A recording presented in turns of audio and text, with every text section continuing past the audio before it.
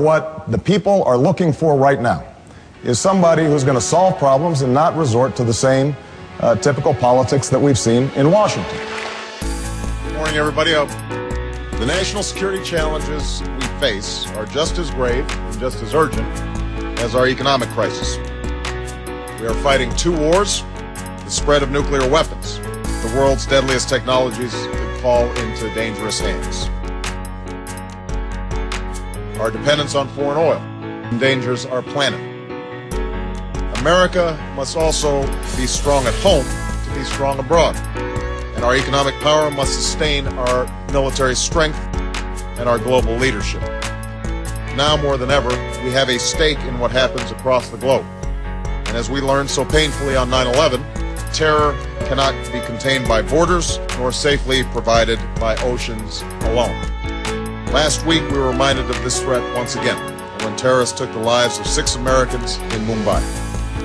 In the world we seek, there is no place for those who kill innocent civilians to advance hateful extremism. And so in this uncertain world, the time has come for a new beginning.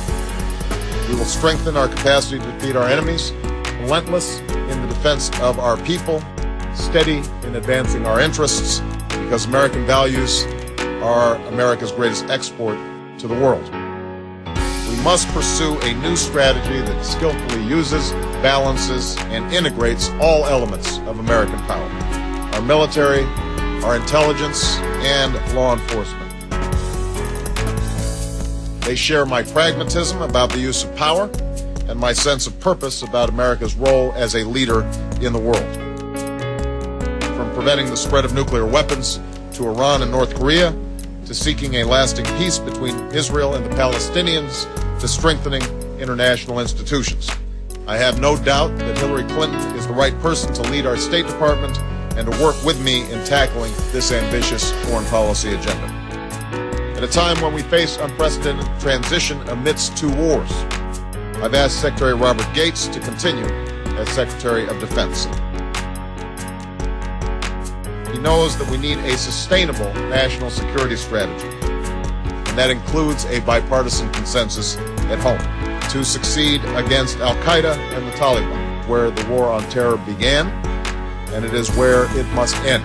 We will continue to make the investments necessary to strengthen our military and increase our ground forces to defeat the threats of the 21st century, from terrorism to counterintelligence to public corruption. Janet Napolitano offers the experience and executive skills we need in the next Secretary of Homeland Security. She has spent her career protecting people. She understands the need for a Department of Homeland Security that has the capacity to help prevent terrorist attacks and respond to catastrophe, be it man-made or natural, from 9/11 to Katrina. She understands as well as anyone the danger of an unsecure border while safeguarding our homeland.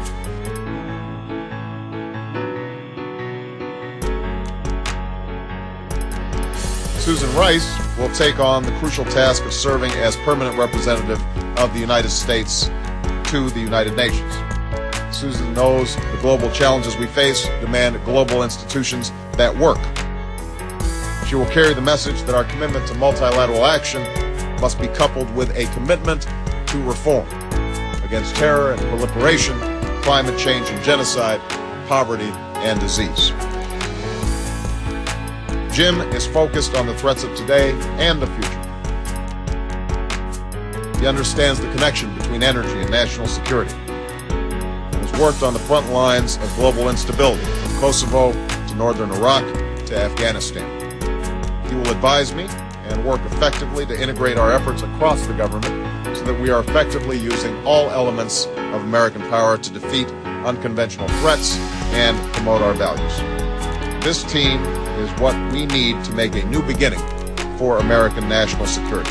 In coming weeks, I will be in close contact with these advisors who will be working with their counterparts in the Bush administration to make sure that we are ready to hit the ground running on January 20th. Given the range of threats that we face and the vulnerability that can be a part of every presidential transition, I hope that we can proceed swiftly for those national security officials who demand confirmation. We move forward with the humility that comes with knowing that there are brave men and women protecting us on our front lines. Diplomats and intelligence officers in dangerous corners of the world. Troops serving their second, third, or fourth tours. FBI agents in the field, cops on the beat, prosecutors in our courts, and cargo inspectors at our ports. These selfless Americans will form the backbone of our effort. If we serve as well as they are serving, we will protect our country with respect for America's tradition of a bipartisan national security policy and a commitment to national unity. When it comes to keeping our nation and our people safe, we are not Republicans or Democrats. We are Americans.